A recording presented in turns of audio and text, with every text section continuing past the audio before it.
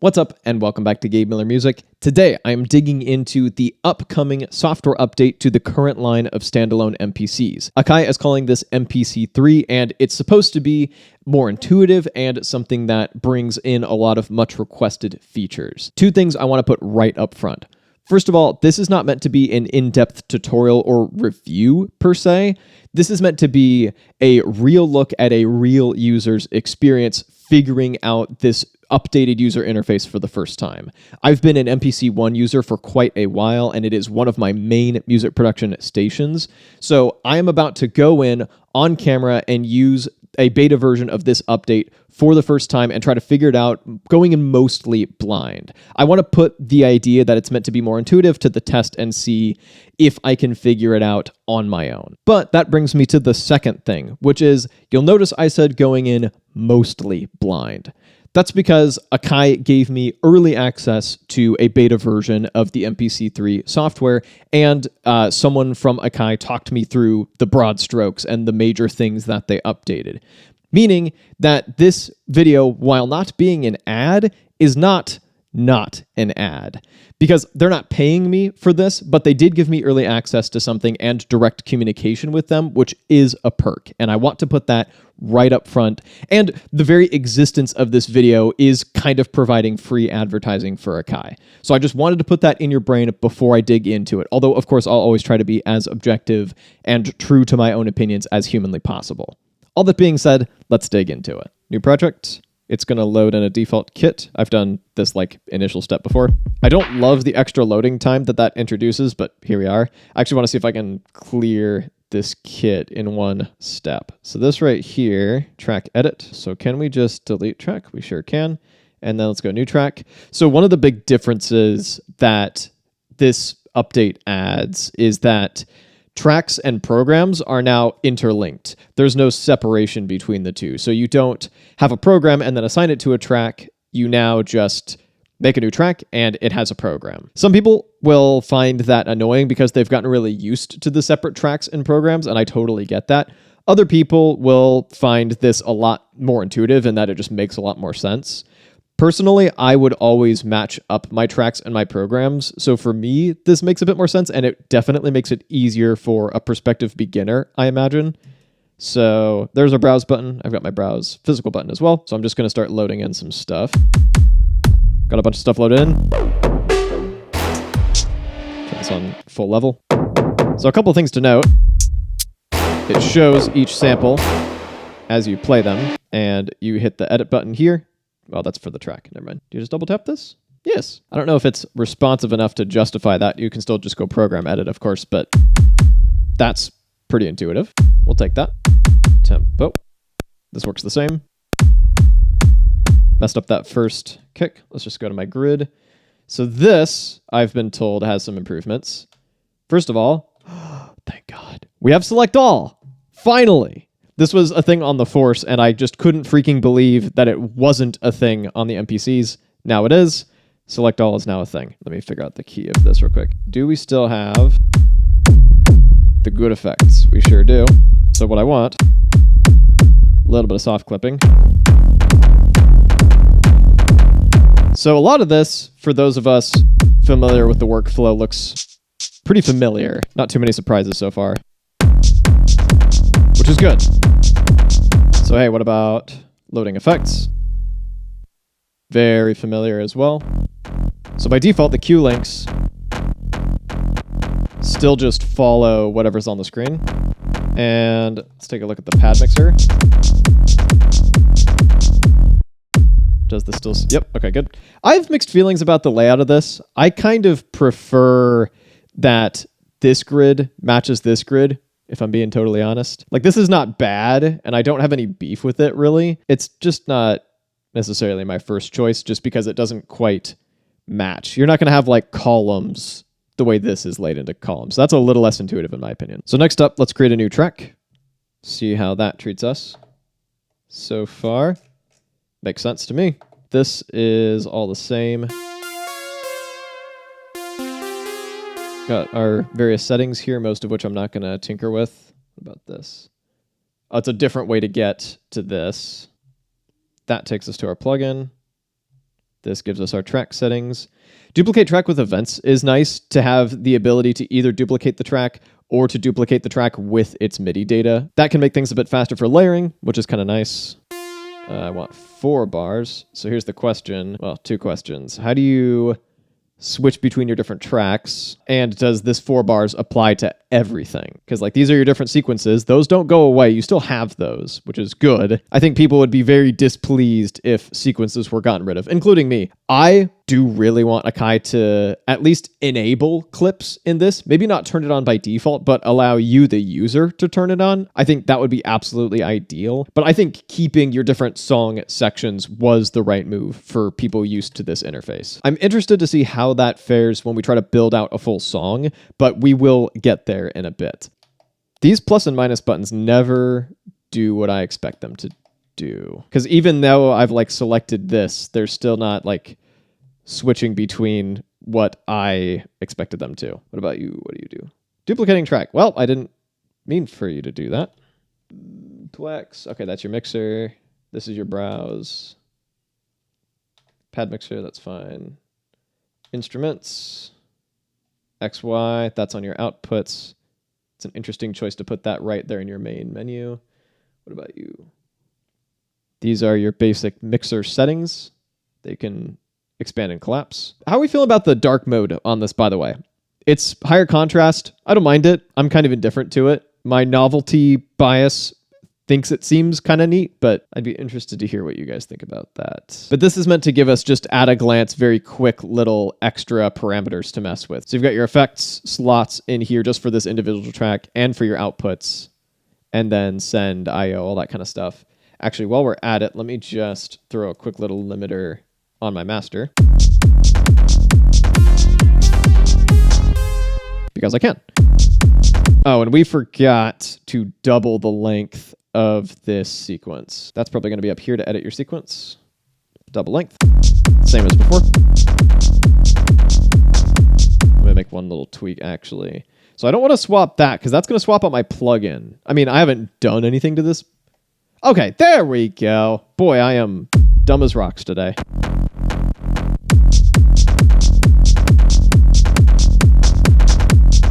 But I'm dumb as rocks on camera, so you don't have to be, right? Let me choose a preset real quick. See, this is much more similar to the Force in appearance and layout.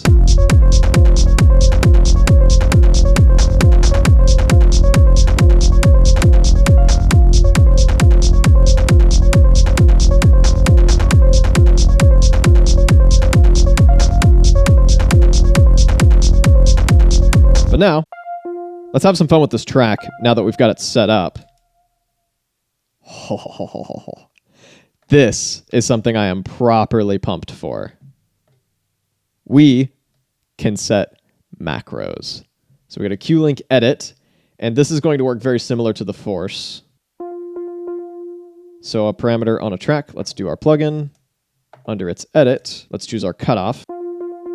And we can choose the range that the cutoff sticks to. Go a little further. And so here's the thing. No matter what track we're on, we're still controlling the cutoff. So one difference between this and the Force, at least the way it was explained to me, is that with the Force, you will very often have 2 different things going on between the screen and the pads. The screen will be doing one thing, the pads will be doing something else. This largely does not work like that, which I don't disagree with. That might be a step too far for people who are super used to this user interface. The big exception to that is the fact that your Q-links will control your macros no matter what window you're on. Unless, of course, you change it back to screen, in which case your Q-links will once again follow whichever screen you're on. So let's once again select Project 2, which I am using for our art. And let's add something else because we can. You can stack a lot of stuff. I don't know what the limit is off the top of my head, but I've never had a problem just stacking whatever I want. You get a reso. Make sure you select what you actually want to mess with before you do so.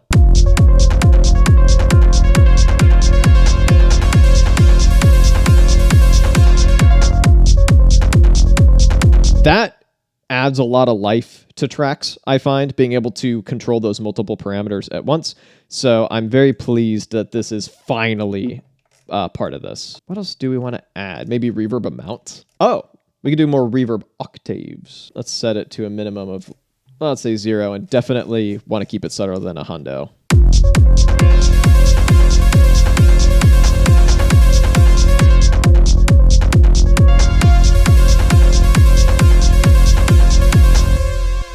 I don't have that much feedback. That's probably okay.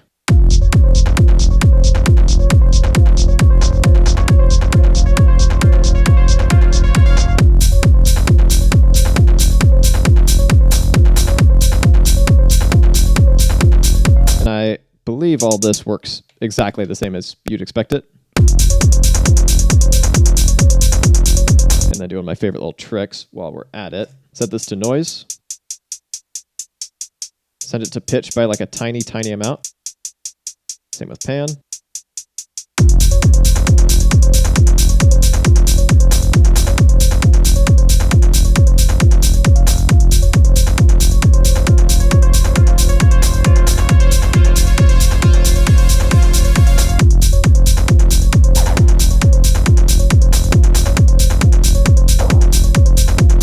All right, so I've got a little sequence going. Let's maybe add another track, maybe another plugin.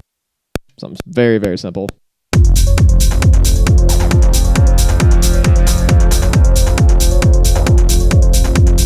And you know what we actually could do? I'll make this quick because this is an easy rabbit hole to spend too long on and make a boring video as a result. Let me add to my macro here my second synth. Because we can, and that's delightful. So let me just do a very subtle tweak to a couple of its elements. First of all, cutoff. So I'm gonna take that a little farther. Reverb amount might be kind of good. I don't want it to be overwhelming. Actually, might turn the width down a tad. So now, check this out.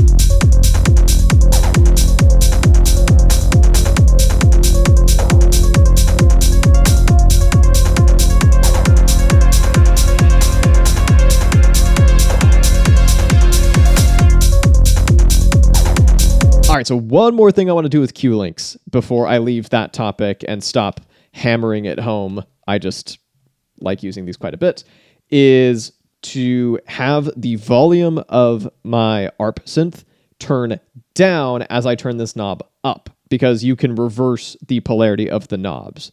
So if I go back to track, plugin 1, edit, and it's got a volume setting, I can set this to be at 100% when this knob is all the way down, and at say 90%, or a little below that. So the volume of it stays a bit more consistent, which is nice.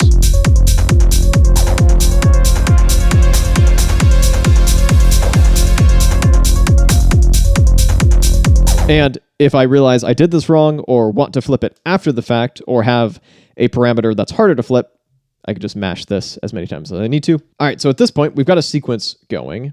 Maybe we duplicate it. So you can either copy bars or copy events. I'll have to figure out what the difference is. I want to copy the entire sequence to sequence 2, rename it something very clever. So now we're in sequence 2. And now I'm going to select my first track and use our new best friend, select all, to get rid of everything. Isn't that delightful?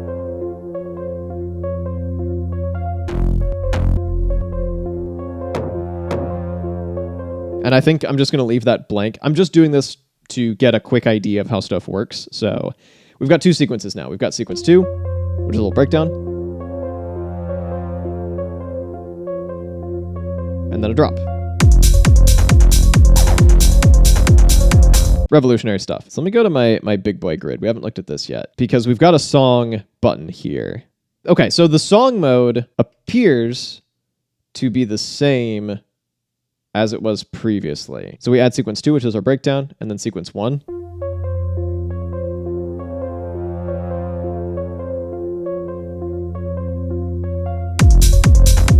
and it moves through exactly how you'd expect it to.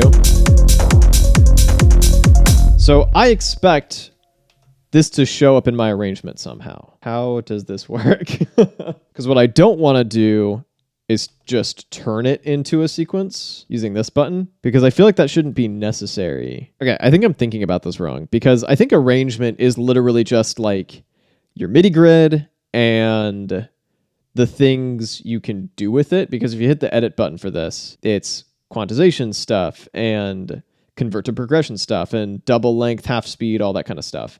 Stuff that is MIDI grid stuff. All right, I took another look at Akai's announcement / walkthrough video, and here's my current understanding. Arrangement, if you're within a sequence, is just for that sequence, for your like 2 or 4 or 8 bar or whatever have you loop. So far, so good.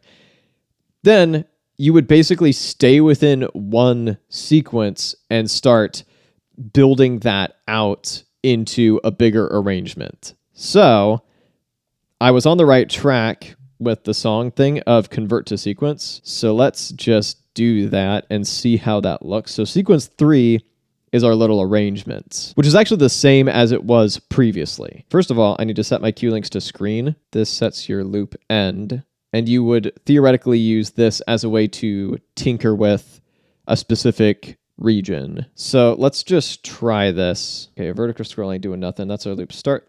Let's say I want to duplicate this section. Let me see if I can figure out how to do that without being told. Copy bars. That seems reasonable. So from bar 5 to bar 8, which is our loop point, and then one copy of that. Replace or merge? I'm scared. That seems like it did the thing.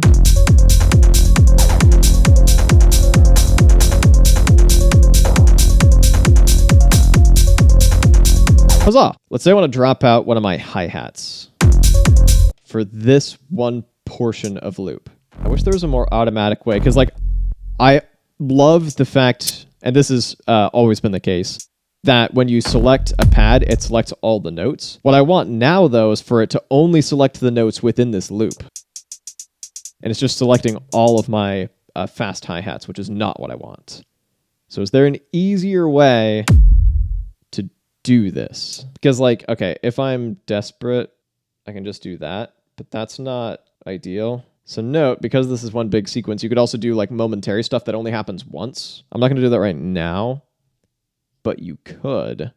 But that's not any different from previously. The difference now is that you have this arrange tab, and I think this is more for like entire tracks within your loop point. So what I'd like to do is get rid of all of these MIDI notes within this loop point, because I feel like that's something that was said to be possible, but select all really does do what it says on the tin. Let's at least try this on a track by track basis. Let's say we want this to go away for my first 4 bars of drop. We would use erase to get rid of that MIDI. It's already selected that region, so we'd do it. Okay, fair enough. I still want to see erase note. Okay, we got it. Sick. Okay, that is not intuitive, but I did figure it out with very little outside help. So we've got that going for us.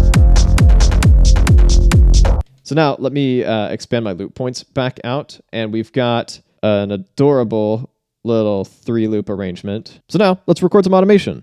This will work very similarly to how it always has, but now we have the power of God, anime, and macros on our side. Enable automation. Make sure this is all the way down.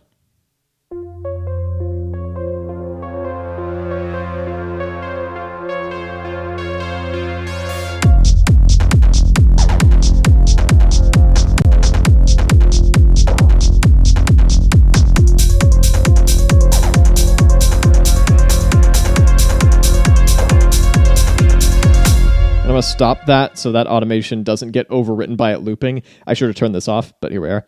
Let me actually turn automation right off now so it's read only. And we can see, please tell me, it'll show me. Oh yeah, also worth noting, you can do the global sequence tempo. That could be interesting for some kind of DJing type applications that I'd have to test. My light died That's how long I've been staring at this.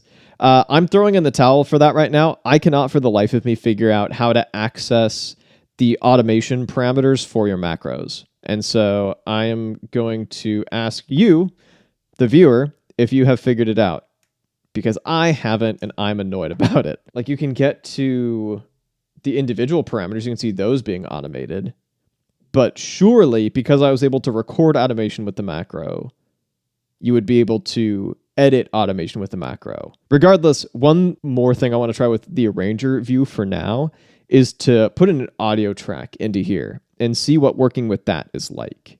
So I'm going to add a new track, audio, and let's just see if browse works the way I think it will. So I need a white noise whoosh of some sort. Okay, so I loaded my white noise whoosh in somewhere. I actually don't think I loaded it into here because I got to browse samples first. So theoretically, it should at least be living in my sample pool. Yeah, there we go. Down lifter. Position, place at start. Sure. Okay, that's promising. So in arrange, there's an audio track there and nothing else. No, there's something else. Okay. That's good. Oh, either I'm dumb or it didn't look like that before. Quite possibly both.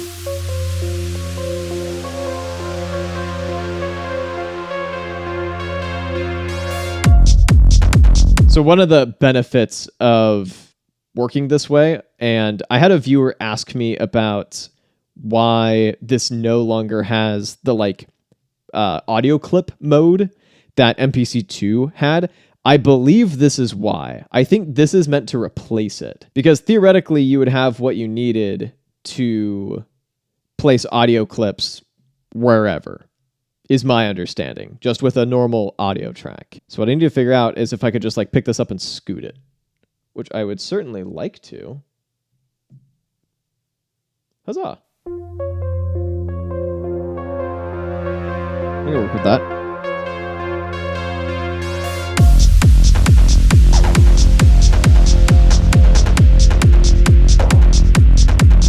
And then theoretically, if I selected this, I could copy it,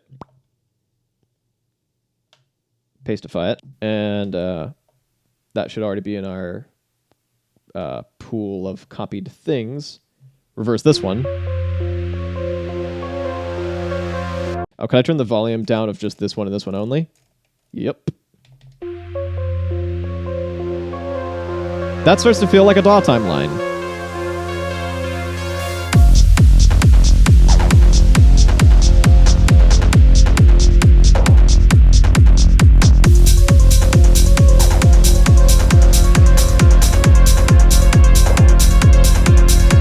It'll always be jankier than a DAW timeline, to be clear, but it does work.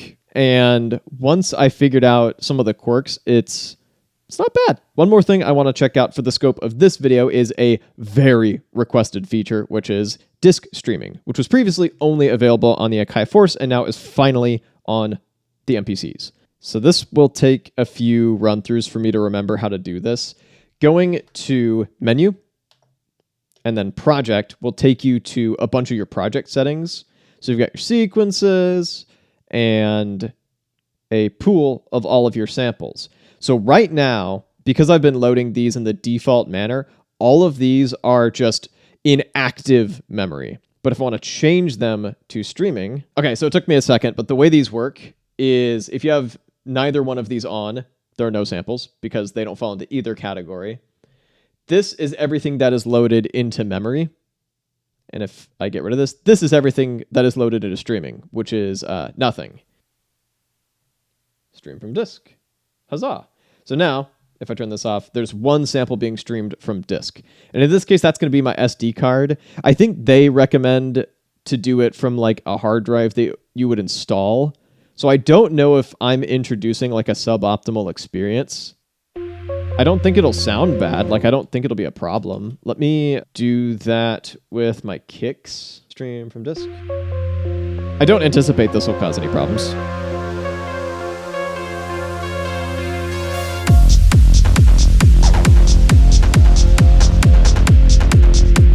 I mean, Yeah, that seems to work totally fine. So the idea is if I had a lot of samples or some really big, really long samples, I would want to set those to stream from disk so my project would load faster and not get bogged down as much. So that is my first pretty scatterbrained look at the new user interface, and I'm optimistic.